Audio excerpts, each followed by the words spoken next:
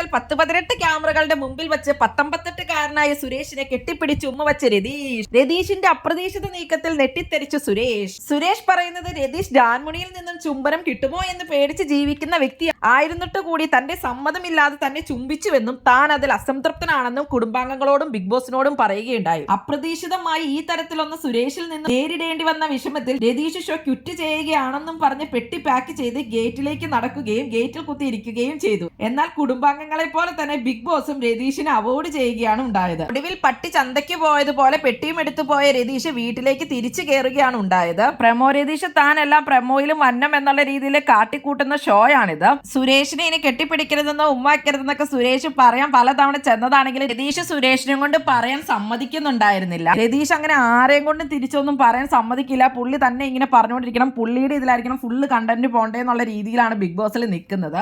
എന്തായാലും രതീഷിന്റെ ഇന്നത്തെ show full comedy ആയിട്ടുണ്ടായിരുന്നു. പുള്ളി ഓവറായിട്ട് കണ്ടന്റ് കൊടുത്ത് നന്നായിട്ട് ബോറാകുന്നുണ്ട്. എന്താണ് നിങ്ങൾക്ക് തോന്നുന്നത്? രതീഷിന്റെ ഷോ എങ്ങനെ ഉണ്ടായിരുന്നു?